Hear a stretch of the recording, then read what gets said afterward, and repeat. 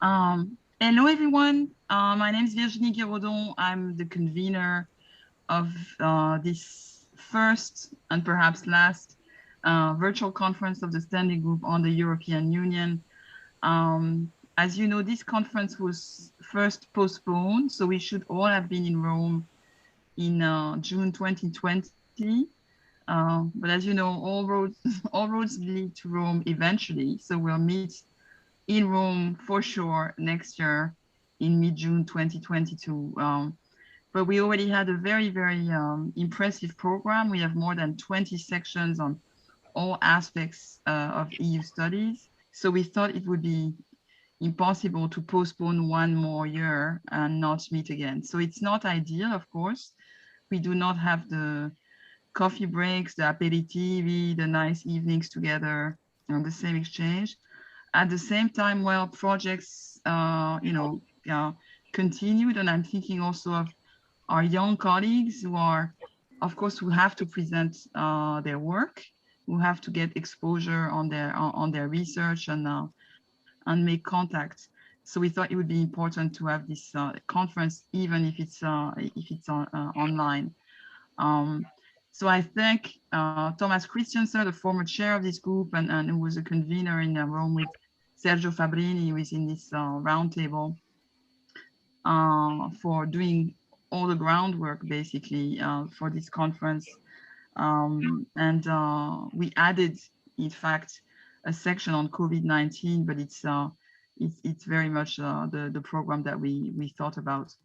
Um, what I want to say is just to welcome you. I hope everything went well today. We still have a full day and a half of conference with a lot of different panels. I still think that we were just very happy to meet again and discuss projects related to European integration, EU studies in a very broad sense, because that's also something that's very important to our standing group. Is we take the EU in its broadest, I would say, political science, sociological sense. So there's are a lot of panels, and as usual, some of them are on very specific topics, policy areas or institutions or issues. And what really the purpose of this plenary roundtable today is to get a broader picture, a more perhaps also theoretical picture of EU studies at this point from just 4 outstanding scholars in the field.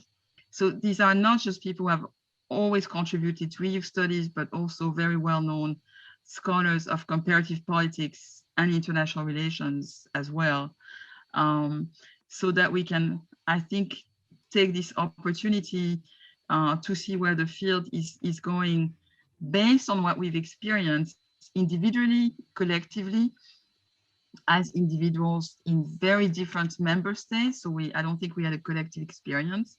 We probably had different experiences of the last 18 months and COVID. And what I've asked them is 2 things. Is first to actually reflect on how they analyzed what's happened when the global pandemic hit Europe in early 2020, and the decisions that were made both by member states and at the EU level. And then in a second time to see whether it's changed or it's influenced the way that they envisage the European integration process. We'll have a second round of presentations, which will be more based on the last 18 months. Should we somehow think of new or modified research agendas and take into account what has happened during this COVID-19 pandemic and the policy responses that followed. So it's my great honor, as I said, to welcome 4 scholars. I'll just briefly state, I'm not going to go into their bios because you can look them up and you know them already. But of course, Sergio Fabrini, who is Professor of Politics and International Relations and Intesa San Paolo Chair of European Governments at LUIS in Rome. Marcus Jartenfuchs, who is Professor of European and Global Governance and Director of the Jacques Delors Center at the Hertie School in Berlin. Brigitte Lafan, who's the Director, of course, of the Robert Schuman Center at the European University Institute in Florence. And Calypso Nicolaidis, who is also in Florence right now as the Chair of International Affairs at the School of Transnational Governance, only from St. Anthony's College, Oxford. We will start the first round of presentation, and ladies first. It's, sorry, I'm very old school. It's my French 20th century bourgeois education. So I'm very happy first to yield the floor to Brigitte Lafan, then to Calypso Nicolaidis, Sergio Fabrini, and Marcus Jartenfuchs for a first round of about 7 or 8 minutes of presentation. So Brigitte, the floor is yours. So thank you, Virginie. Good afternoon, everyone. Thank you for the invitation to be part of this panel. And given the broad remit you gave us, I suspect we're going to have very different contributions and all the richer for that. I will focus in my first contribution on how I read one EU response to the pandemic, and in fact, the issues about the field and future research agenda I take up in my second contribution. So firstly, because I am the first speaker, let me take you all back to January 2020. The EU had managed the transition post the 19 elections. There was a new commission in place, a new president of the European Council, and all of the other roles were in place. There was also remarkable congruence between the political priorities of President von der Leyen and the heads of state strategic agenda that had started in 2016 with Bratislava. And that agenda was very much Green Deal, Europe and the digital world, technological change, the social and political economy, future of work and all that went with that, and then Europe's role in the world. And for me, this period, there was a glimpse of what I would call the horizon was strategic for the EU again. It was not unlike the period of the mid-1980s single market and the single market, that Grand Projet 92, and also the Single European Act. There were shared challenges, shared problems, but also, at least at a meta level, a shared trajectory.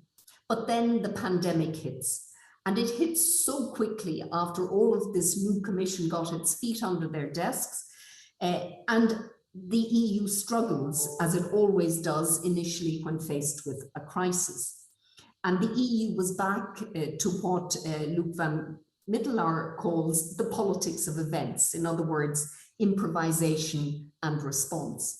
And the EU was very much back in crisis mode. And crisis or crises have typically two meanings. One is a crisis is a time of extreme uncertainty, difficulty and danger, where political actors must respond. There's urgency and emergency. So that's the immediate pressure of a crisis. But crisis also has a second meaning, and that is crisis as turning point, when the significant outcomes are revealed in retrospect. And I think it is fair to say that the EU, certainly the pandemic has been the first kind of crisis. It was urgent, it was extreme, and it required action. And what the legacy of this crisis will be, in my view, will be revealed in retrospect and over time. But there is a potential, at least, for that second sense of the pandemic as being a turning point. So then moving on to the EU's response, I would use my time to look at the significant change in the budgetary politics of the EU. And the power of the purse distinguishes the EU as a polity above the level of the state from international organizations. Although its budgetary resources, public finance resources, are small, they're still much larger and produce more public goods than is usual for anything above the level of the state. And since the budget treaties of 70 and 75, budgetary politics has been driven by one dominant cleavage, and that cleavage, net beneficiary versus net contributors, with second order cleavages on friends of CAP, friends of cohesion, versus new policy areas in response to new challenges that the EU faced.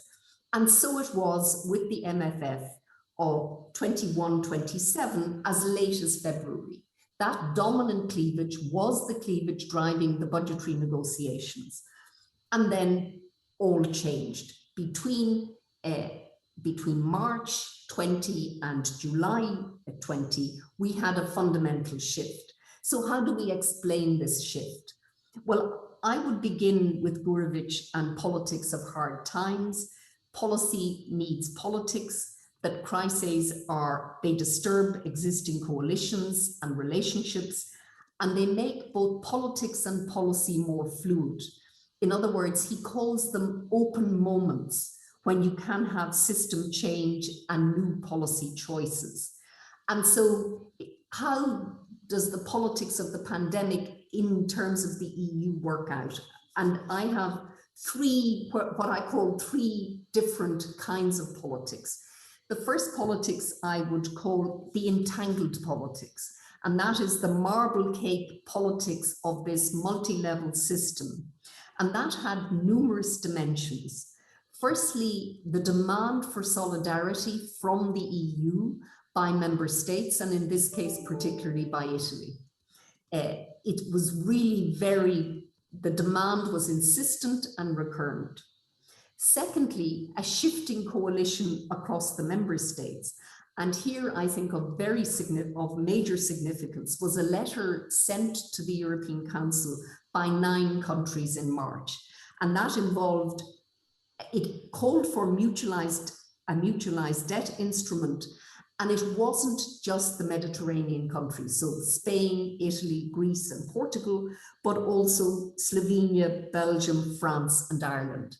And in other words, there was a crack in the dominant budgetary coalition at that time. And the letter called for a common debt instrument. It said we face an external shock. No country bears responsibility. In other words, try to overcome the moral hazard narrative, which had bedeviled the Eurozone crisis. And it must be of sufficient size and long maturity to be efficient. So in other words, there was agenda setting, and particularly, I think, France, by driving this letter as it did, and breaking with Berlin in terms of not coalescing with Berlin on it was very significant. And then, of course, by May, you had the Franco-German demand, where you had France and Germany, a major shift in German preferences on 2 issues: one, mutualized debt, and secondly, on grants. And this was the speed with which German preferences shifted was very significant. And so you were left with opposition to the frugal 4. So opposition was small countries, rich countries. And also, of course, there was an absence in these negotiations, and that absence was very significant, and that was the absence of the United Kingdom, because I see no circumstances, given the work I've done on budgetary politics, that the EU could ever have agreed a la 28 what was eventually agreed. So I think that absence mattered. So that's the entangled politics. Then there was the institutional politics, the roles and responsibilities of the different institutions. And here, of course, the European Council was the driver. It was the institution that asked the Commission and the President of the Council to start working on a roadmap, an action plan, and also an unprecedented recovery plan. So European Council, Chef Zaka, demanding a response. But because it coincided with the MFF negotiations, the Commission could insert itself in the policy choice and problem-solving arena. And essentially, very quickly after they were given the request for a roadmap, within 24 hours, von der Leyen came out and said, we linked the recovery package to the MFF and the Commission will deliver a second package. And so by May, the Commission had done all of the homework, and its proposal, its MFF proposal, and also New Generation EU was on the New Generation EU was a major shift in terms of what they had put on the table in in February that had failed. And then we go back then to the Chefsache, to the long interminable European Council, where you have final agreement on what is and must be recognized as a historic agreement in terms of this is the largest use of public funding and the power of the purse that the EU has ever embarked on. Now, what it leads to and the legacy, that Hamiltonian moment or not, I think has to be revealed in retrospect. It's far too early. But the entangled politics and the institutional politics, and that has then led to what will be another form of politics, and that is the intensification of multi-level governance when it comes to implementing all of these programs across all of these states. And unlike the period of austerity, the EU has there are incentives on the table. It's not just it's not austerity, there are incentives, and it's become much more like a contract between the collective EU and each member state on their recovery plans and their recovery the future. And so I think that that also alters the dynamic of multi-level governance in the EU, but of course we will see how the Commission operates, how it reviews the plans, and how much of the kind of cohesion governance model survives, or is this a new form of governance that will emerge in the EU? So I leave it at that. Thank you very much, Bridget. We delved right in the concrete and unprecedented decisions of the last year. Thank you very much. I now yield the floor to Calypso Nicolaidis. Thank you, Virginie, and it's wonderful that Bridget set the scene in such an effective way, because I want to go straight on to your question to us from there. You know, is there going to be a before and after COVID, not just for the EU, but for EU studies, aside from being totally zoomed out and we'll never want to do a Zoom meeting again? No, that's not true. So I would like to make 2 points, and in a way, asking a question to all our peers who are listening, who've been in wonderful sessions and will continue tomorrow. And I guess that the 2 points, the first is to ask ourselves if this pandemic moment, is it a case for EU studies, or is it a moment, Hamiltonian or otherwise, paradigm shift? Because we all have a tendency to look at any new event as this one through our own conceptual priors, and then more or less of a tendency to have a bit of Bayesian updating. But if we're theoretical, we believe our theories should be resilient. So if it's a case, it shouldn't really change our lenses.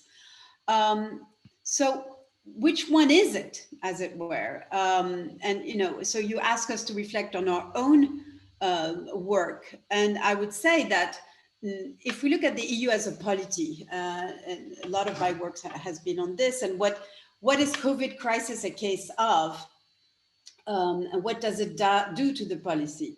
And Bridget spoke to this a moment ago, but there's been great sessions already here in ECPR on policy areas, but also the crisis and Europeanization of public sphere. Now, one point that I think is interesting is that the publics in Europe have consistently distinguished between the what and the how of EU policy and polity. There, on the what side, there's been very little doubt that they, under COVID, as before, they have supported the functional need of doing more together. And in this case, more on health, but also more on welfare, etc. And indeed, not just because of functional considerations of economies of scale, but because the narrative of solidarity has changed. And EU studies have already showed that. Brilliant polls on how publics relate differently to symmetric shock with asymmetric effect, and really dampened moral hazard problems, because this is more like a volcano than anybody being at fault. And so on the what side, we study how there's support for more EU action, more centralization, etc. But we also see in parallel the doubt on the speed and form of centralization, and on the way in which, and including on what is considered by many as a, if not a failure, but not great achievement of the EU, in at least in dealing with the vaccine and all of this. And maybe people understand, Europeans understand that what we have today, what we see better than ever before, is that Europe is not just levels of governance, but overlapping circles of autonomy. And that sometimes your town and your région in France or whatever is a better, more effective circle of autonomy. And we've just seen it together and seen ourselves seeing it. And maybe there, I mean, my own work on democracy and the need normatively to stay on the Rubicon, is relevant, because it's about whenever you centralize more in terms of competence, you need to anchor it democratically and to consider polycentric governance.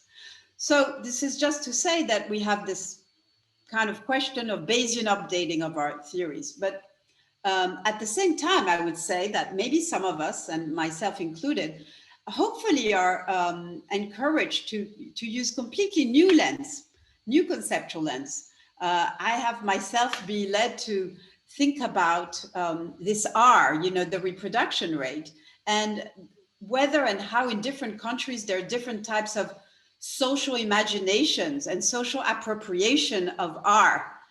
Societies appropriate R, and the relationship between states and society in this context is changing. We want more state and we want more society at the same time. That's a bit the COVID paradox.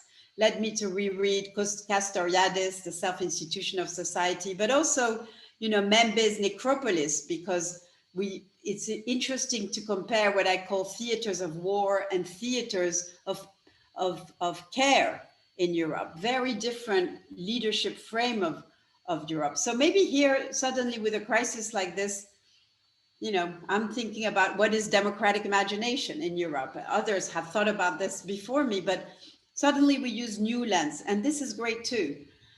So this is what we do about our own kind of updating conceptually. And of course, you each have different responses to this question. And then my second point, very quickly, Virginie, is to ask, who decides and how we decide on the degree of relevance, of porousness of what we do vis-a-vis a crisis like this. In some areas that we have seen completely new industries, scholarly industries. And indeed, you said, Virginie, there was a whole panel on impact and reaction between member states. Now, myself, I'm a consumer of these studies, but wow, how fascinating. So many variables to change and to compare across for the next few years on comparative policies across the board, across different, in different scope, different contexts. But then I ask, okay, what will be our time span? Who decides what the relevant time span is, or comparators? And we are watching. So I'm not doing it, but we're going to be watching this new industry. So there are those who have completely renewed our EU studies because of COVID. Then there is the range of areas, and I was looking at these ECPR panels, where we just simply have to acknowledge how relevant COVID is, but we come at it with a baggage. And of course, Bridget just cited the comparative political economy. Comparative political economy meets IPE, where, of course, the arrival of the new kid on the block, the recovery fund, forces us to consider anew all the debates on MU, fiscal union, own resources. Of course, the continuity of functionalist considerations overriding autonomy angst, all of these things. But this massive use of fiscal firepower for non-fiscal goals is relatively new in Europe. It raises the issue discussed in several panels of, the new different societal stakeholders and the new types of of understanding of capitalism and Europe's role in mitigating capitalism in the EU, the role of conditionality. I myself just published a little book on rule of law conditionality and asking to what extent in this new era conditionality needs to be owned by citizens and by societies. So there's a whole set of issues that are kind of rejigged. And then similarly, and to finish, on external relations, we have a number of panels, but either on the EU's contribution to the new multilateralism, where clearly the EU needs to continue with past agendas that we've all been studying, but also broaden its aperture even more broadly than before on new types of issues, disruptive issues that have been at the forefront with the COVID crisis, disruptive technology, etc.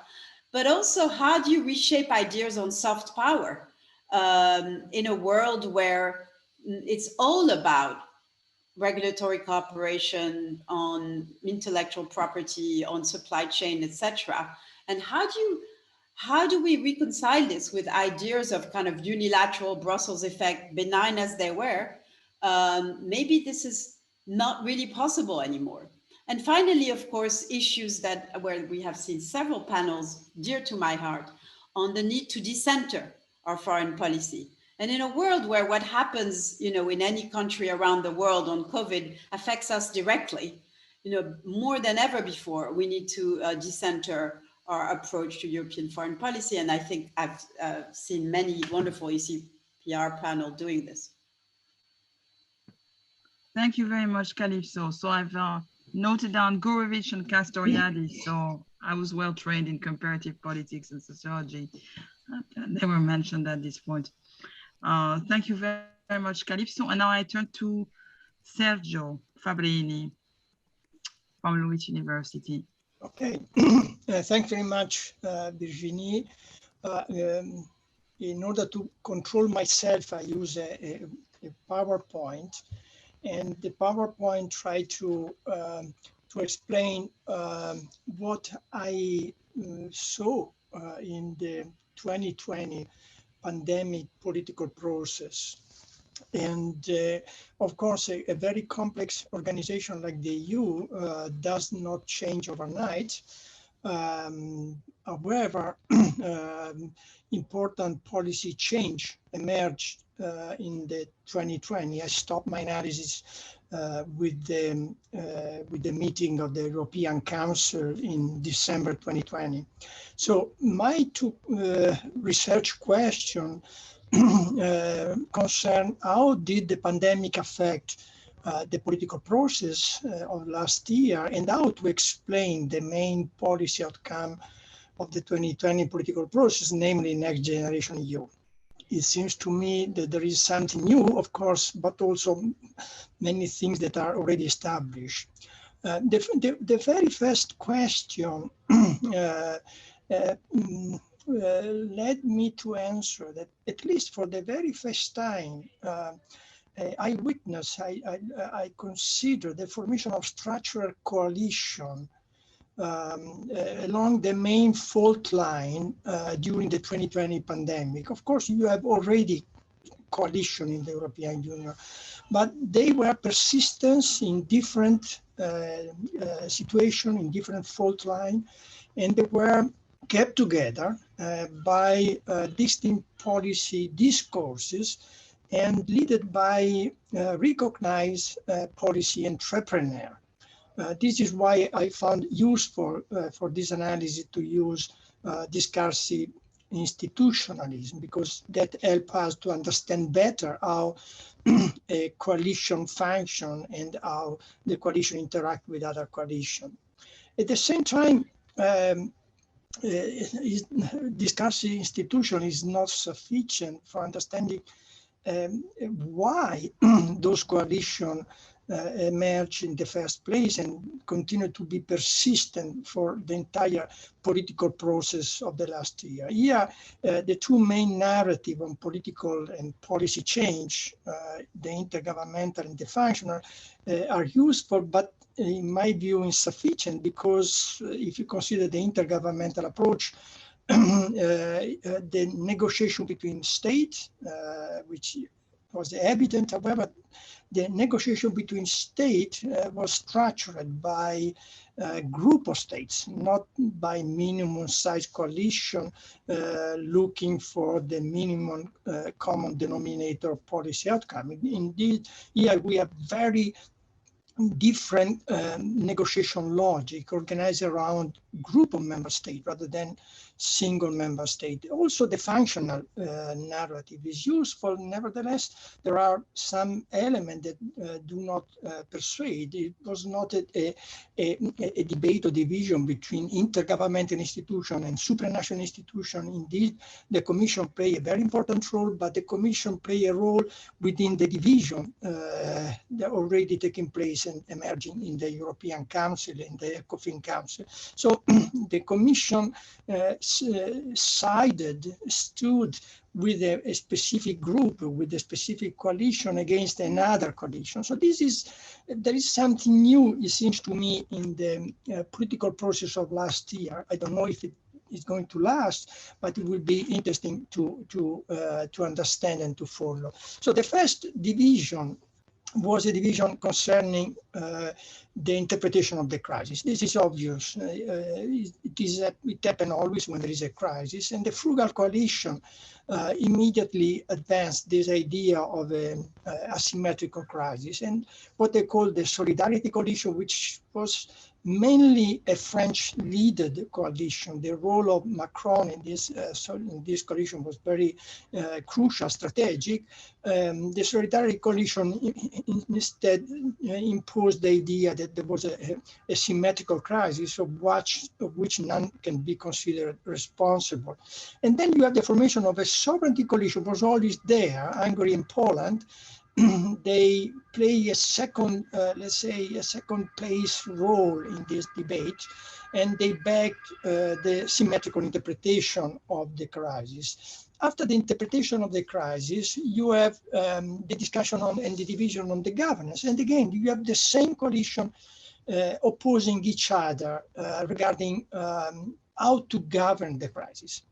The Frugal Coalition was clearly intergovernmental, consistent intergovernmental, where the Solidarity Coalition defended a mixed approach, very, let's say, congenial with the Eurozone view that we have to combine intergovernmental but also important role for the Commission. Indeed, the Commission was allowed to play this important role, although there was this criticism of the Commission coming from the Frugal Coalition, in particular from the Dutch. The Dutch were not critical with the Southern Coalition, as they used to call, or with the Italian. They were basically critical with the Commission.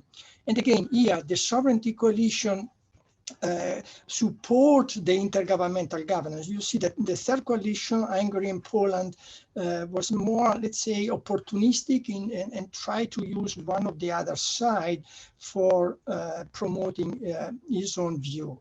And then you have a division on the question of how to finance how to finance the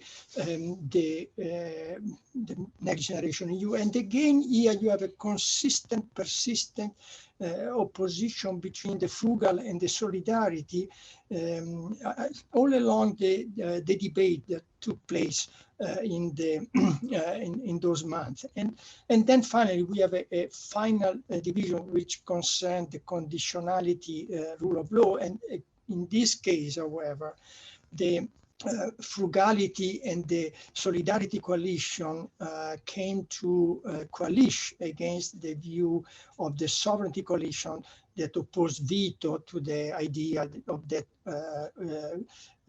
conditionality criteria. So here, I don't want to judge. I don't enter in the content of the division. But again, what I found interesting, for at least from my perspective, is that you have this division which, in some way, follow the main fault line of the debate. You have a division on the interpretation of the crisis, on the governance of the crisis, on the resources for dealing with the pandemic. And in all these divisions, you have the same group of member states led by the most prominent leader of the coalition.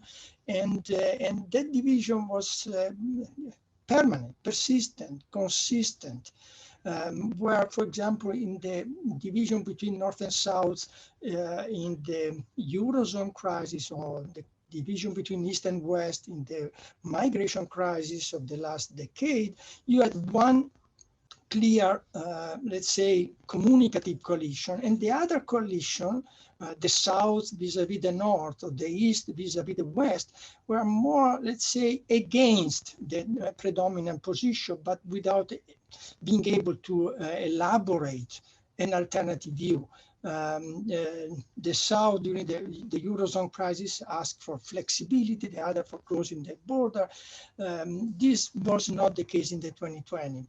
And again, the rule of law, you have a different interpretation of the division, which was persistent. So my conclusion is that certainly you can use intergovernmental or functional approach. However, this 2020 political process should probably show that there are a pre-existing configuration of sub-region, section that tend to be mobilized when very important issue, challenge or threat, the identity or the functional need of the member state of this area. So just to bring a new, let's say, integration to our predominant theory, that probably we can use sectionalism or sub-regionalism for better understanding the outcome of the pandemic process, or the political process activated by the pandemic. Thank you very much. Thank you very much, Sergio. This was very enlightening. You've done your I told you to be analytical and reflexive, and that's exactly what you did. You already have the model on the PowerPoint to give us food for thought. And now I will yield the floor to Marcus Jartenfuss from the Hertie School of Governance in. Yeah, thank you very much, first of all, for inviting me to this panel. It's a great honor to be a part of that discussion. And I try in my first part to do what Virginie asked us to do, namely to propose some reflective analytical perspective on basically what did I learn on the basis of my previous work from the COVID crisis, and whether it challenged existing scholarly understandings of the EU. So in terms of the ongoing work, that is my work together with Philipp Genschel on core state power. This idea is that core state powers are the action resources really that the modern state needs to function, or that modern policies need to function. That is force, administration, but also fiscal capacity. And obviously, when we look at what happened, it appears that the crisis has led to a real boost in the fiscal capacity of the EU, not only Next Generation EU, the Recovery and Resilience Facility. We should also not forget that the ECB really opened the floodgates. What was really highly controversial at Mario Draghi's initial whatever it takes speech with Christine Lagarde became basically the rule. The ECB supports everybody who is somehow has some problems. So we have a drastic increase of the EU's fiscal capacity. Really, Bridget mentioned this. This is the biggest package that the EU has ever adopted in its entire history. What is also interesting to see analytically is that on first sight, it's a difficult case, or it was a difficult case. You know, this was redistributive bargaining because somebody has to give and others have to take. It's clear. Huge sums were on the table. This was not the coffee, who pays for the coffee break, but these were enormous astronomical sums, really.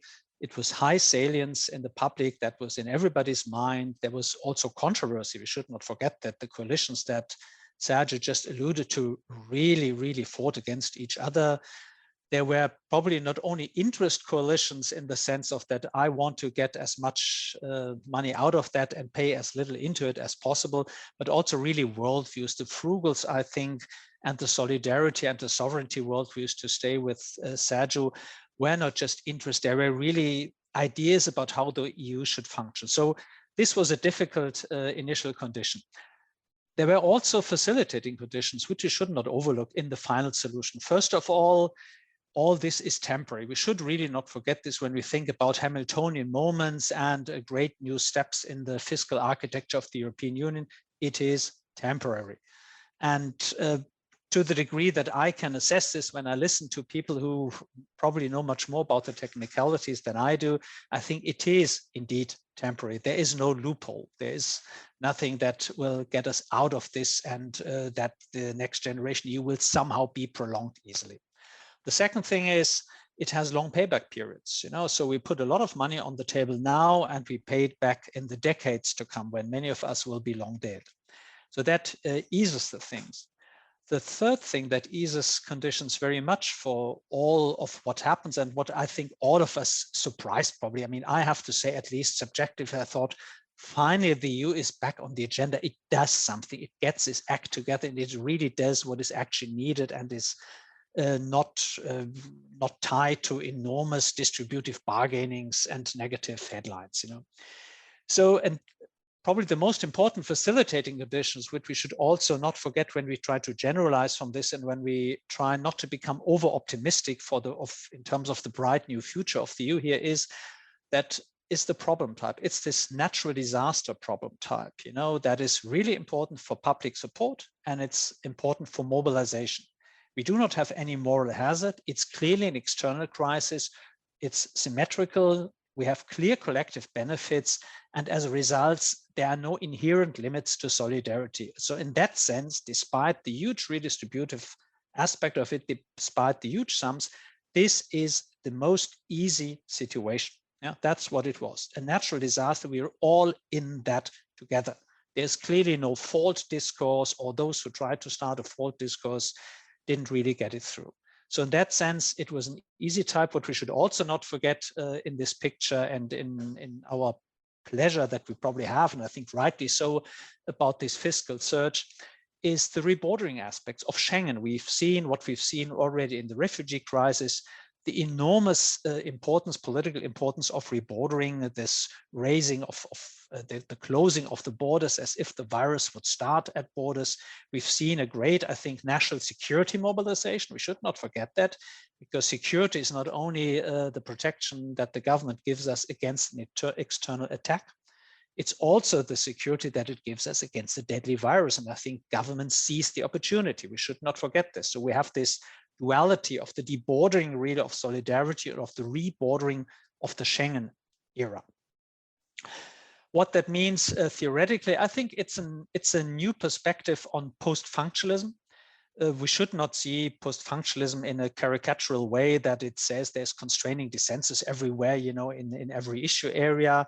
But I think what post-functionalism seems to postulate, and what many have postulated in this sense early on, Dahl has done this, others has done this, there's this scale community trade-off. I mean, the more we increase the scale of governance, the more problematic becomes the community support for this.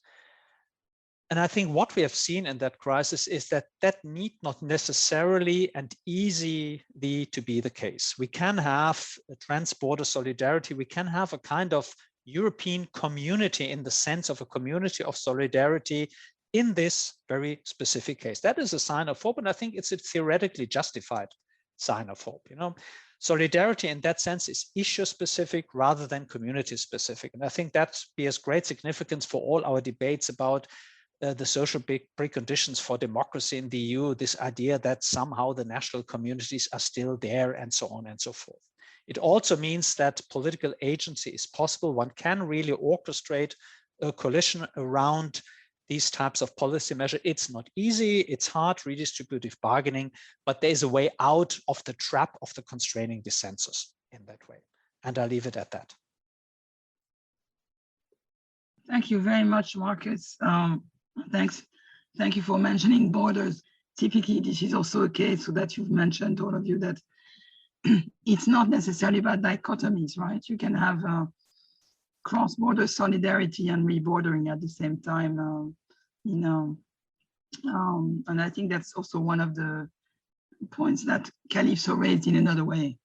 Multi-level governance is just not layers, it's a bit more entangled. So I go to the second part. The second part is already I asked you something difficult, which was indeed to reflect on your past work and as a tool of analysis. And you've already actually have answered part of the second part, which is about where do we go from there? Does that open up new avenues for EU studies? If I can sum up what I think Calypso was trying to say is, yes, we can go the old conservative way and just say we've got the models and we just say it's all about past dependence. So of course, each country will react according to the past.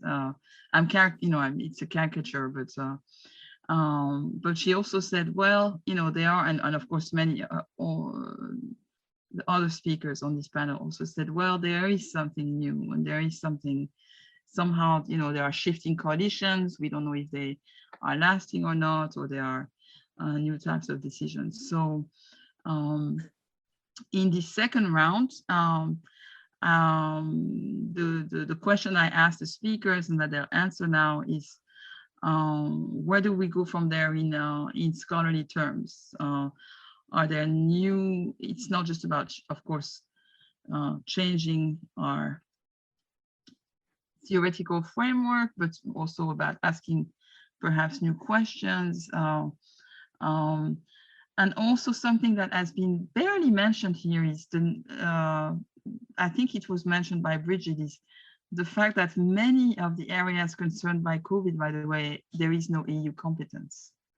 So it's very indirect, but that doesn't mean it's not real.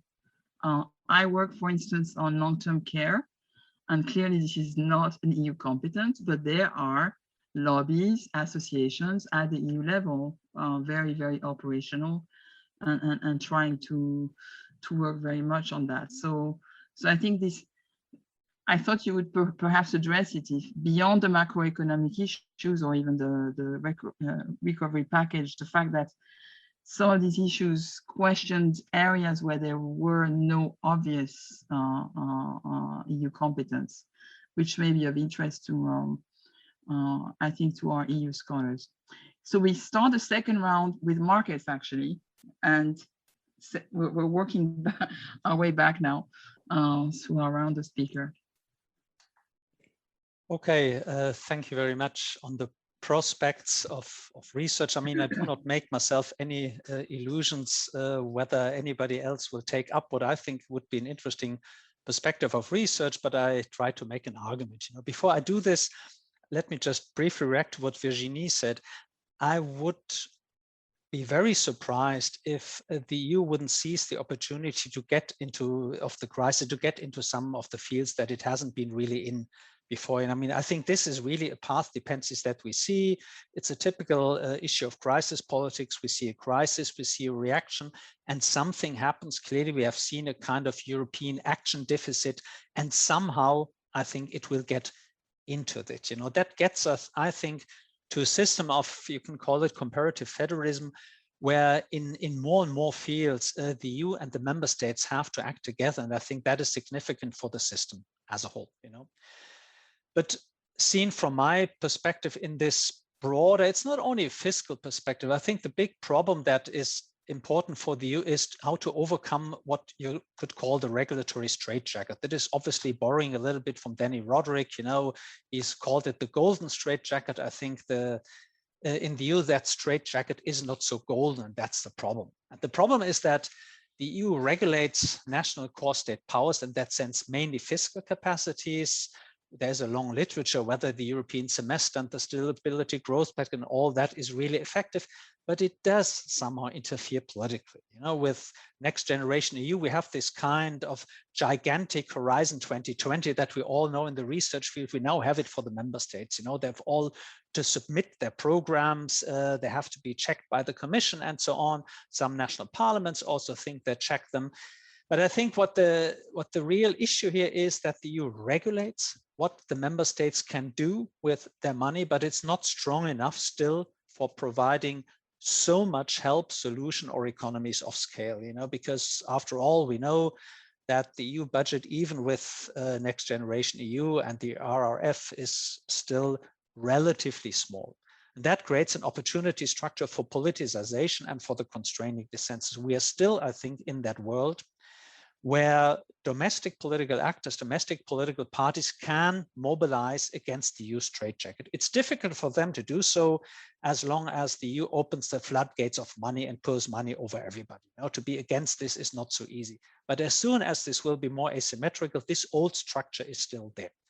And that, I think, is a self-reinforcing system, which is deeply and inherently unstable, and that is a major problem. You know, and that hasn't been changed in the pandemic. You know, it has just been changed in the sense that there's now a lot of money, you know, which is good. In that sense, this is distributive politics, the implementation, which is good. So the first agenda for me would be to think about the capacity regulation trade-off for heterogeneous policy. You know, we will not see state making big budgets or something like this in the foreseeable future in the EU.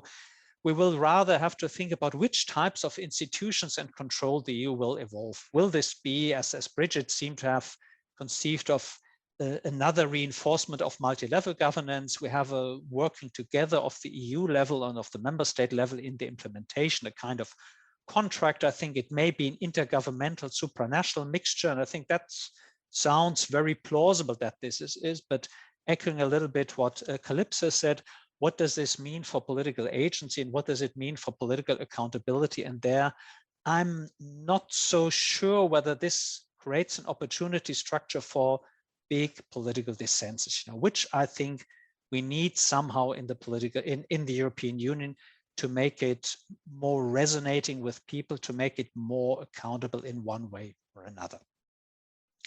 The second thing is a more theoretical research agenda, again, not to be over optimistic on the crisis and think about the crisis in perspective. And that is reflecting about the scope conditions for function versus community, which for me is the big dividing line in the theoretical debate on the EU today. Functional approaches who basically think, well, the EU is still an institution for collective problem solving. It's basically a rational utility maximizing entity or institution, or the community logic, which has a lot to do with national or other identities and feelings of community. You know? What we can see in that crisis is very clearly that functional pressures were very high in many crises, in the Eurozone crisis, in the refugee crisis, in the COVID crisis. So there was a clear European value added in that respect, but it was not so easily forthcoming, and which I think is still the functional problem of the European Union. Community importance was highly different in COVID for the reason that I tried to highlight. They were relatively positive because this was a solidaristic thing, but overall the provision of community, I think, is relatively limited. You know, and that is what we should think about. Where can we? There's this literature on solidarity in the European Union. I think somehow the EU needs that. You know, and solidarity is a word that is very often used with highly normative connotations. It's with a lot of hope. It reminds you of the welfare state and all that. But I think the EU has clearly left this old idea of the market regulating polity and how we can orchestrate and organize solidarity under these conditions of extreme heterogeneity, of incentives to mobilize against this as soon as we enter the era of non-natural hazard crisis, I think is really important for the EU to understand. And again, I leave it at that. Thank you. Thank you very much, Marcus. My voice is back. Sergio, it's your turn to take us to the future of the the future of Europe. As you know, this famous process has started already. But the future of EU studies, in our case. I don't know about the future of European Union studies. I try to understand what is the future of my research. And I try to think about the logical development of what I said before. The first point concerns the nature of politics in general within the European Union. I think it deserves to be tested where we are moving in direction of more lasting coalition rather than shifting coalition. And I think this movement, if we have this kind of movement over lasting coalition, would indicate a sort of sub-regionalization of the European Union rather than the classical interstate organization of the European Union. Here, the crucial point, at least in my research, is Germany. Germany was stood with the frugal coalition at the beginning of the pandemic in the interpretation of the crisis, and then to a certain point moved to what I call the solidarity coalition. Why Germany moved in the solidarity coalition is an open question, according to some scholar, and I think I tend to buy this interpretation. It depended on the persuasive capacity of Mr. Macron in showing the necessity for Germany to support the 9 leaders letter and giving to the European Union an independent fiscal capacity. But probably there are also domestic factors. The fear by the economic sector of Germany of being penalized by a deepening of the let's say negative condition in the south. The role of the German Federal Constitutional Court, the fact that the German Constitutional Court push the, let's say, national intergovernmental view to its extreme. And what happened yesterday when the Commission decided to criticize and to make an appeal to that decision of the Constitutional Court is an example of the fact that Germany should take a position. It depends on the new next September election. Probably there will be some change. There will be probably a serious debate within the CDU. I don't. The position by Mr. Schäuble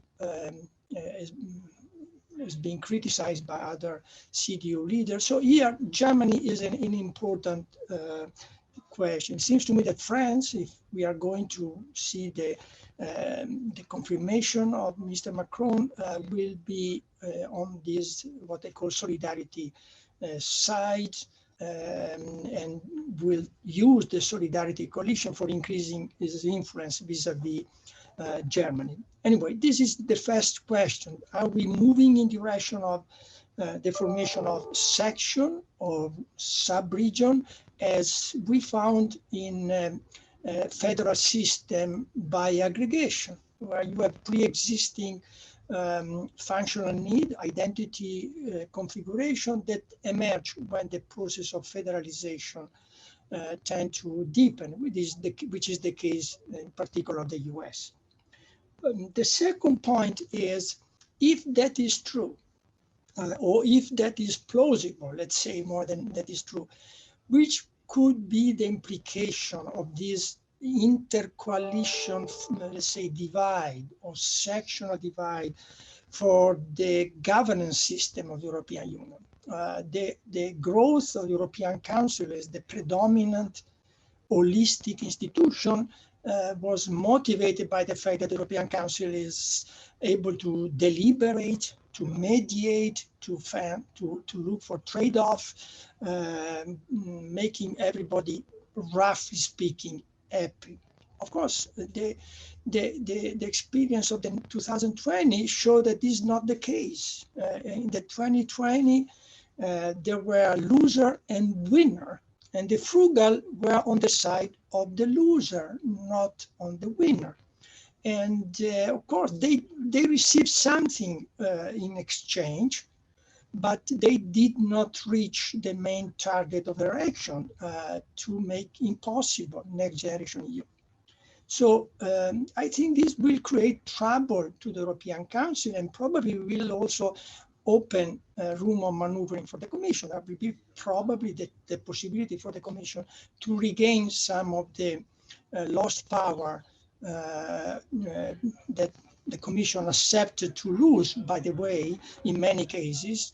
And also during this 2020, as far as I was able to understand the crisis, there were members of the Commission that sided with the frugal coalition and tried to stop the most advanced position, namely the position, let's say, advanced by commissioners like Breton and Gentiloni. So here, again, I think the 2020 process, political process, showed that probably there will be some change on the relation between the Intergovernmental European Council, which really increases on power in a very unlimited way. And also I found responsibility also on the side of the scholar, of the European Union scholar, in justifying the role of the European Council, to the point that the European Council now try to play also a judicial role.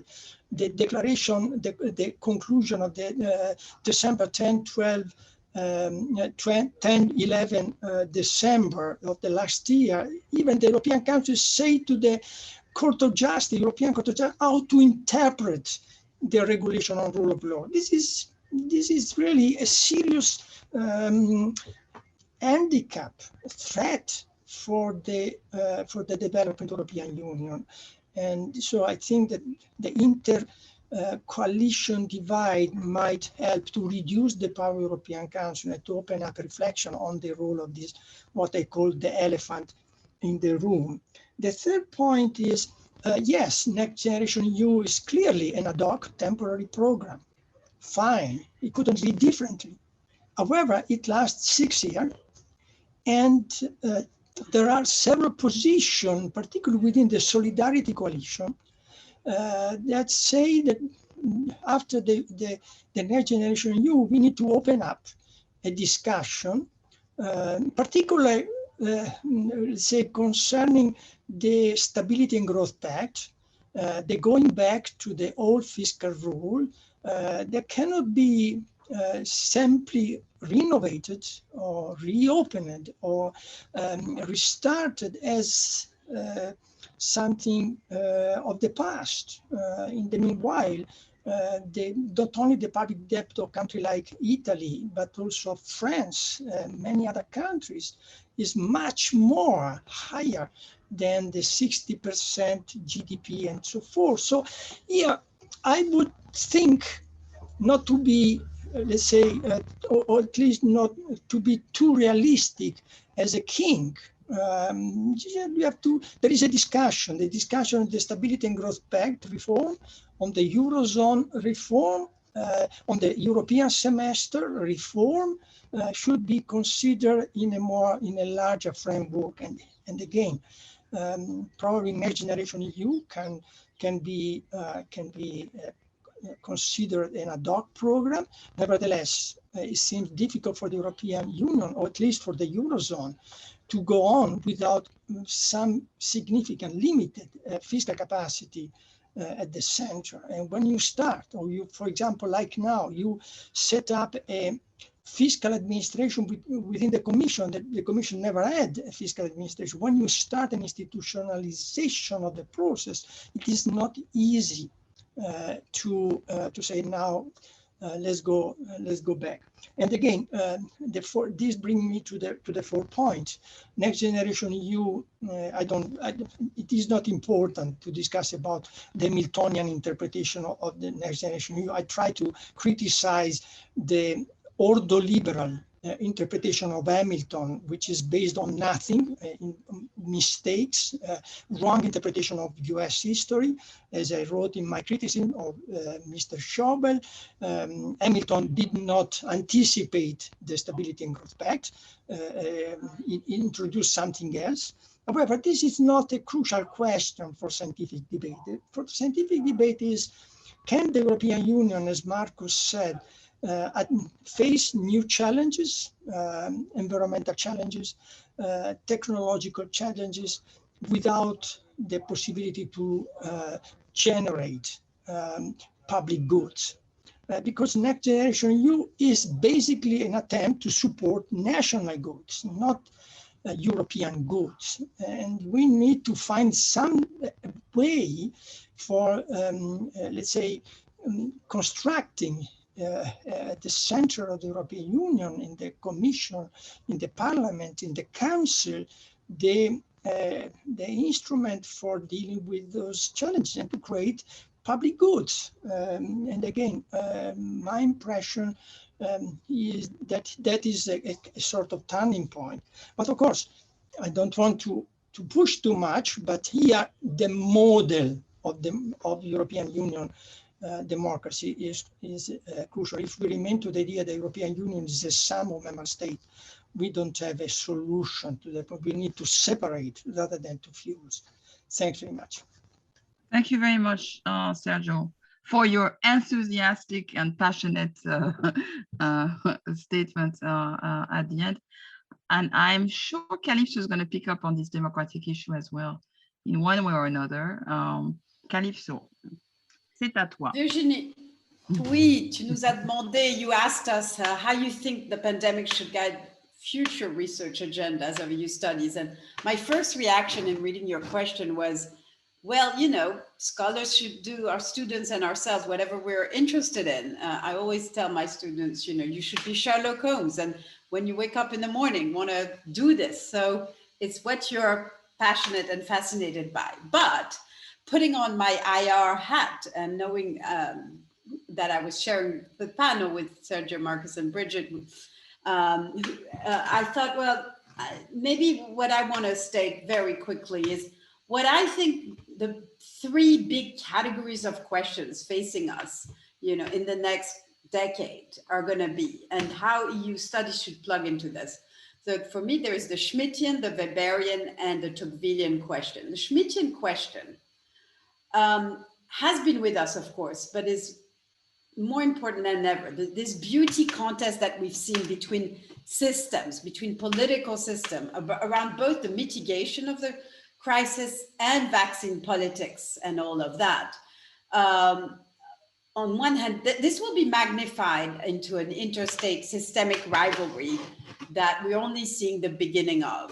And the question for the EU globally is going to be how we navigate this kind of schizophrenic position between championing global planetary politics. If I can use this term, we're in a project on planetary politics with Ian Manners these days.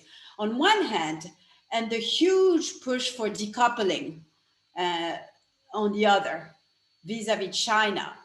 And of course, there are two directions in that. One is to show under what conditions our system work, both at the national level and at the EU level, echoing what Sergio just talked about. Although I'm not entirely in agreement with you, Sergio, that the recovery fund is only national. I think there's a lot of dimensions in it that are about interconnections and synergies, but we could have that conversation. So on one hand, how do we understand the way our different political systems deliver, are fit for purpose? And on the other, how do we make sure that, you know, democratic values against authoritarian values are not baked in particular global institutions and global regimes? So that's the kind of the two domains. And in that context, what will be Europe's position? We're always on this question of alliance of democracies or alliance for democracies, as Biden has just reframed it. How do we get out of this difficult spot? We're not a neutral power as Europe. And this will dictate our relevance to the multilateral agenda. Probably not Europe as a model, although there are elements of it, maybe Europe as an inspiration, but in a big way, and this is an issue that Marcus is also very interested in, and Bridget and Sergio, all of us, you know, we all speak about differentiated integration in the EU. What are the lessons of differentiated integration for the global level, differentiated cooperation? How do we manage this? I think Europe has a comparative advantage, and we need to think about how to exploit it. So that's the Schmittian question. The second, the Weberian question, is about the role of the state, corporate, society relations. And in this moment, where of the completely radical rise of the state, and you've all discussed that in your remarks, but also reliance on society, as I was saying before, and also a new take on corporations, which is both a much more adversarial take. Look at the digital tax, look at the corporate tax, on one hand, which is part of this moment, pandemic moment, when we ask more from corporation, as well as the same, very same time, a kind of, you know, some people call it the Wall Street model, the question of partnership in who's going to be the guardian of a greater equity in this post-pandemic period, and realization that states can't do it without corporations. So how do we organize these new tensions, this triangle between state, corporations, and society? And there's much more to say, but I'll skip for the interest of time. So that's the Weberian question. And I think the EU will play a very important role, both as member states, sub-state and supra-state level, in adjudicating this question. And the third category of big question has to do with the Tocquevillian question. And indeed, that is the Tocqueville, not of faction, not of the analyzing short-term American politics, but indeed in reflecting on how democracy, for all its virtues, is also short-termist, and how we can make it more long-term. And I've long argued that the EU can be and should be the guardian of the long-term, precisely because it's not very democratic in the short term. And I think we've all seen and maybe said that the COVID crisis is really a climate change crisis on steroids. And if that's the case, what we always know that crisis management has always been to raise the question of preventing the recurrence of similar crises. And if that's the case, how do we rethink the European polity and the role of the EU in helping citizens, democracy, adjudicate between the short term and the long term, along the lines that Marcus was discussing? Because what is politics if not about trade-offs? We all want big things. That's easy. But it's all about how we negotiate those trade-offs, how we debate them.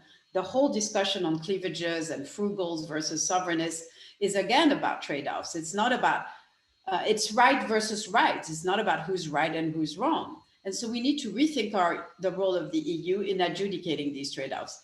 So I'm not saying that the whole of EU studies should engage into the Schmittian, Weberian, and Tocquevillian questions, but I believe that from a bigger global perspective, these are very much the questions that are going to occupy us and the public sphere in the decade to come. Thank you very much, Calypso. Bridget, you get the last word of this roundtable before we turn to the questions. After all that, where to start? So let me focus on three different areas. One to do with governance and politics, one to do with collective capacity of the EU, and then thirdly, and I'm very glad that Calypso introduced the internal, external EU dynamics. So firstly, on politics and governance, I think we we have now an experiment in a form of EU governance that is different to anything we've had in the past, in the sense of, Marcus rightly pointed out, the problems with the European semester and the downloading of Commission recommendations, etc., and the way in which that impacted on core state powers. But we now have an offer of incentives. So governments are and parliaments are being asked not to submit they're being asked to submit the plans, but they're being asked, what are your targets? What do you aim to achieve? What do you aim to achieve in those areas that strategically matter to the EU in terms of climate and digital? And we help you fund it. And I think that's a very different form of politics to the politics of the semester and the politics of rules. I think it's a different form of politics. So it's a laboratory. I think it'd be very interesting. And I think it's something that should be tracked. What kind of governance emerges and politics emerge from this? On politics, multi-level politics, I think we need more research, not just on the vertical, the national to the European to the national, but on that whole transnational space. There's an awful lot of politics out there that's now transnational, but we don't have a lot of empirical data on its impact or how it operates. And I again was very struck during the framing of the COVID crisis, the intensity with which the Italian Prime Minister addressed the German public opinion, time and time again, op-eds, interviews, etc., etc. So in other words, the domestic political processes have been prized open, and there's a new space, and I'm not sure that we yet have a good purchase on what that space is, and how this creates an additional layer. So it's not that politics is being entirely transnationalized, but rather that politics begins at home, but no longer ends there. And I think I think that's that whole transnational, not just public sphere, but the way in which politics operates in Europe, both vertically and horizontally, I think deserves attention from scholars. The second area, and that is, I hesitate to use the concept of state capacity, because the minute I talk about state capacity, then someone will say I'm equating the EU to a state. But rather, the EU has now had a whole series of crises and has proved, albeit suboptimally, resilient through all those crises.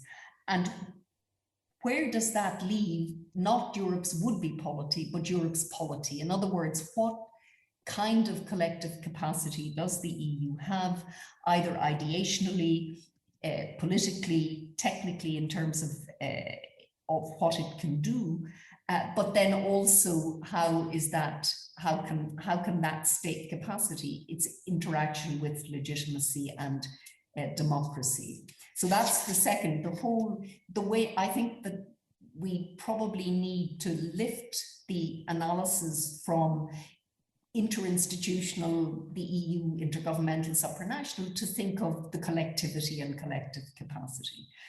And then finally, on the internal external dynamics, and we've said very little this evening about the global and international, but if you look across the challenges the EU faces on migration, digital, corporate tax, climate, then all of these have a pronounced global international dimension. And so the EU isn't a container when faced with all of these challenges. And so, as Calypso said, what kind of Europe engages with what kind of world?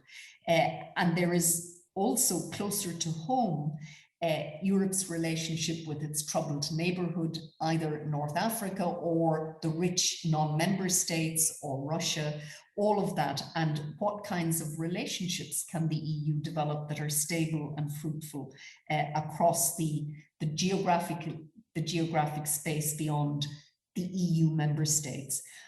And I think there's also politically in the EU, there's a very inchoate and contested attempt at the moment to define something European sovereignty, open strategic autonomy, how Europe deals with a world of hard geopolitics. And again, I think it's very powerful that a French president uses concepts like European sovereignty, because if one thinks back to de Gaulle, it would be inconceivable that de Gaulle would marry sovereignty in Europe. In fact, his entire project was to say no. So why is that happening? I think that's happening because of the fundamental shifts, the inflection points we have in world politics today, where there's the competition between systems that Calypso identified. There's the Henry Farrell-Newman argument about weaponized interdependence. And there's also the deep structural changes in power relations and in the nature of the global system. So I think that the internal and external is breaking down in an EU context because of so many of the challenges include Europe, but go beyond Europe. And it's a question of capacity to shape. Thank you very much, Bridget. Thank you all. I took a lot of notes and I'm still thinking through a lot of things that you brought up in the conversation. So I'm now looking at the questions, which you should hopefully be able to see as well. 3 of them are a little bit on the same topic, so I'll try to it's the first come first serve basis for the questions, but I'll group them together. And these are questions related to the NGEU joint borrowing issue. So the first one was by Marcus Averland, asking Bridget, but also in the light of what Marcus said, will this joint borrowing stay temporary? What might change the equation? And this question came up again in a question by Jonathan Zeitlin, who also asked, I'm just using their words, right? I'm hopefully not, and I'll try to be true to their words. Will the next generation EU measures be clearly temporary one-offs in the first instance? How much impact on the future? Can we expect the creation of a European safe assets on a large scale? The eventual creation of new EU-owned resources? So that's Jonathan Zeitlin. And there was another question by Tiziano Gagaga from University of Constance and Louis, also asking, are the coalitions who were in favor of this temporary anti-crisis solution, among them Germany, or those probably not Germany, who would support a true change in the EU's fiscal paradigm with a further transfer of competencies to the EU and a real EU power to tax? How do you change the fiscal paradigm if the main supporters of the existing paradigms are not in favor of that change? So these 3 questions are about, are we typically, okay, so is this NGEU just a one-off, or and you both, Bridget and Sergio, you talked about shifting coalitions, about, so that's the first set of questions. Then there are more, I would say, even more profound questions. I'm going back to the list now. One was about this idea of the EU having core state powers. So a question from an anonymous, spectator anonyme, that's all I can read. So an anonymous person saying, how much as you become involved in life and death issue with the COVID, basically. And I assume that this anonymous person thinks that if you actually get involved in this, even in an exceptional crisis, is somehow as a different kind of importance as well. which leads me to, I'm now realizing I'm doing this out of order. Amy Verdun said nobody talked about the vaccines. So on the one hand, there's this person asking about, core state power and the EU getting involved in life and death issues. Amy Verdun's question was, I think, more skeptical about the fact that, if things go wrong, member states can still blame the EU for things that go bad and fail. Did they do the right thing with the vaccines? Was that, so there's the two questions are almost parallel, right? One saying the EU got involved in life and death issues, and Amy more skeptical, saying that in fact it's actually a way to be able to be the object of blame avoidance, right? Of just saying the EU did a bad job. Last but not least, Thomas Christiansen asking a question to Marcus, actually, also related to the recovery package, actually, and Next Generation EU, but saying that I'm very pleased to hear Marcus's positive assessment of the reemergence of a transnational community in the EU. But what about the fact that there's more societal fragmentation within member states, with perhaps minorities, but people being discontent and mobilizing against lockdowns or protocols or vaccination.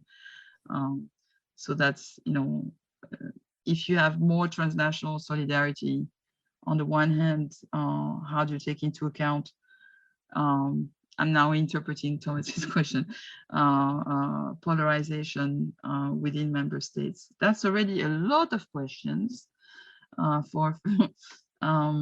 so yes, who wants to take this up? Sorry, I'm reading the questions and talking to you at the same time. It's not ideal, but I hope I was clear in these questions. Who wants to pick up on this question of first, Next Generation EU, and whether it's a one-off or not? Brigitte, perhaps, or? Okay, since so firstly, temporary can last a very long time. So in other words, I can't imagine that this would be redefined as something permanent for a very long time, but we shouldn't underestimate how long temporary can be. And so that's one thing. Secondly, I think a lot will depend on the response of the financial markets, and they're likely to regard these bonds as very safe. And the world out there is looking for safe assets. And so that also fulfills the EU need to strengthen its capital markets union, and particularly in light of Brexit and the loss of the city, and also the international role of the euro, to protect itself against potentially the US weaponizing the dollar. So there are, and if you imagine the amount of money involved that the EU is placing on demanding of the markets, then you can't drain the markets of that amount of money easily. So my view is, yes, temporary, but temporary can last a very long time. And I also think that it has opened a debate on own resources, and that we will see an enhancement of the non-national contribution part of own resources. It'll be highly contested. It's not clear to me what forms of EU level tax beyond plastic that we will end up with, but I think that is something for the next 10 years. And so, yes, temporary, but as I said, temporary could well last 50 years, by which time it's no longer temporary. So I think a lot, there's the actual performance of this matters, both it's whether or not it enables the European economies to have a reasonable post-COVID bounce, that will help, but also the way in which the markets will receive these bonds. And also it may just be so attractive for the EU to have a safe asset that there would be compelling reasons to stretch it out. So I think it's really out there, and it will depend on a whole lot of contingencies. So I wouldn't predict, but I do think there is an opportunity. Can I just a footnote to what Bridget said, and very much a functionalist argument, that once we have the recovery fund, which it will require own resources because states will not want, they could repay it on their national budget, but they won't want for obvious reasons. And own resources will be addictive, or in other words, functionally self-perpetuating, because they will fulfill at least three functions. One is that they will help legitimize the expenditure of the EU based on wealth generated by the EU. This is a point Miguel Maduro and others have made. So we visibly a link between that wealth generated by the EU, such as corporate tax and EU spending. Replacing a logic that has become poisonous, as Bridget was just saying, that of the transfer of poison of the EU. So, there is a connection there, that it will limit the extent of liability of citizens of one state for the spending of citizens of another. But it will also help correct, social imbalances, social contracts that can no longer be dealt at the national level. And it will perhaps be a way to use EU taxes and EU spending to improve democratic, cognition in the EU. It will have a pedagogical effect, at least if you do it the right way. So there are functions that will be valued over time that will, in addition to simply questions of the place of the global currency, etc., will make this logic self-perpetuating, I believe. Thank you, Calypso. Who wants to answer about life and death versus being the EU being the one to blame if vaccines? Yeah, I can join in on this. Just a word on the temporary nature of the recovery instrument.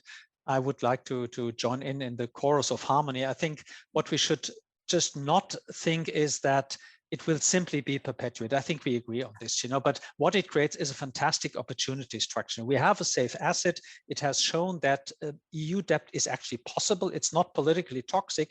And perhaps under these conditions, a clear European value added where we do not have this asymmetry of problem structure. This is, I think, where we can expect this, and as I think both Bridget and Calypso said, if you have that opportunity to go for European debt, it's a great incentive, on these life and death issues. I think it's a kind of twin question to the vaccines. I mean, the EU getting involved in life and death issues. The question is what involved really means. The EU is also involved in life and death issues if it goes on military missions. Also, it's not usually European citizens, I think the question here is really very much this attributability. I do not know whether you can say this in English, but I'm sure that you understand me.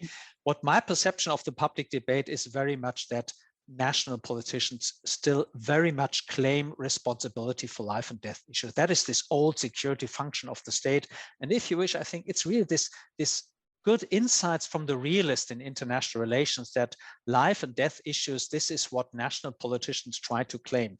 The same is true with this issue on the vaccine story. I mean, I think it seems to be clear that the EU has made the vaccines cheaper. We shouldn't forget that. It has helped a lot. When you look in retrospect, I think the comprehensive history of the vaccine is not being written, but probably this story that you somehow see again in the media, all the praise goes to the national and all the blame goes to the European, is not true de facto, but it sticks, obviously. And I think that points to the problem that the EU has. It will probably go into some kind of fiscal capacity, but this attribution of the blame being present in 27 media discourses is a structural problem of the EU. That, I think, somehow remains.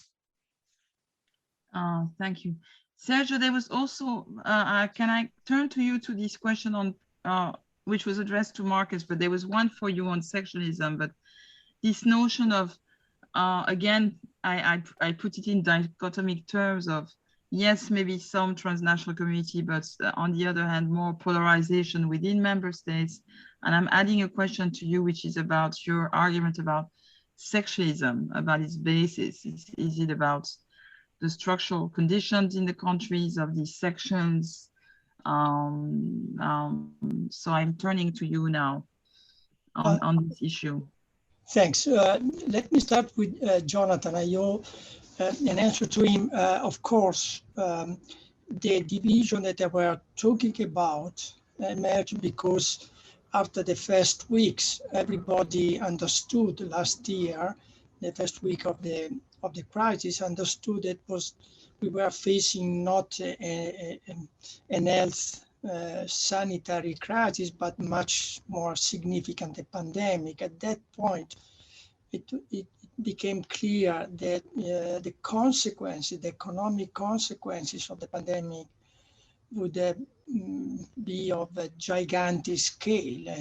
So the interpretation of the crisis, how to govern the crisis, and so forth, were connected to the let's say to the question of the economic consequences. So yes, you are right. I think it's important to stress this point. The second, again, regarding Fulvio, regarding sectionalism, I think is interesting, at least for me, is also important theoretically to see some sectional feature in the European Union, because that would push us to understand better the nature of the division within the European Union. Because if we think in terms of intergovernmental national idiosyncrasies, we have difficulty to understand the depth of the division. So, for example, in my analysis of before, that I did before, I think the division between the frugal coalition and the solidarity coalition might be breached in a new kind of form of governance. The frugal coalition accept the rule of law, accept all the acquis communautaire, respect the most important decisions. So there is no a significant divide regarding the legitimacy of the European Union. The divide is regarding the organization of the European Union. And so at that scale, I think we can have answer to that division. However, the division between the sovereignty coalition and of course there are sovereignty sections, the sovereignty groups also within the rest of the EU. The sovereignty coalition and the rest of the EU is a more problematic division. I don't know if that division can be easily breachable within the same organization. And it seems to me that the sovereignty leaders, especially the Hungarian and Polish prime minister, are pushing for something that is incompatible with, I would say, with the treaty, with the basic structure of the treaty. They think to something like APEC or ASEAN, where states with different regime can cooperate economically, where this is not the case for the European Union. Anyway, to think in sectional terms would prepare us to envision solution for this kind of division. Finally, Tiziano, here again, I think the easy answer is Italy. The possibility to transfer, to change the fiscal paradigm depend on the success of Next Generation EU. And the success of Next Generation EU, the proper utilization of the funds received from the EU authority, the success of Next Generation EU depends on how Italy will be successful with Mario Draghi. is a question of trust, is a question of, let's say, reliability. So if Italy is successful, if Italy is able to use those funds in a proper way to modernize and to open up a process of, let's say, convergence, at the same time to oppose, as Mario Draghi clearly said, the ordo-liberal mantra of Mr. Schauble. So this is a very thin position. You cannot go back to the previous position. You need to move on, and you need to use, in the case of Italy, these funds in a proper way.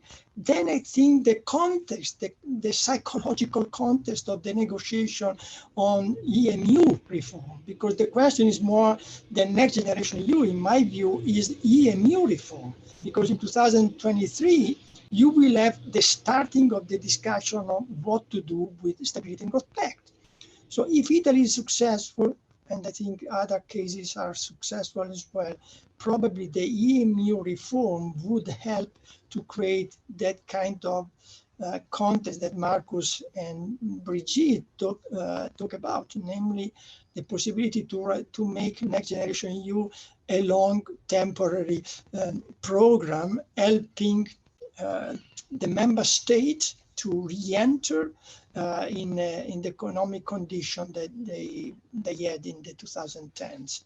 So, but this is let's say, the outcome of a political process, and I would say that Italy in this case has the crucial word.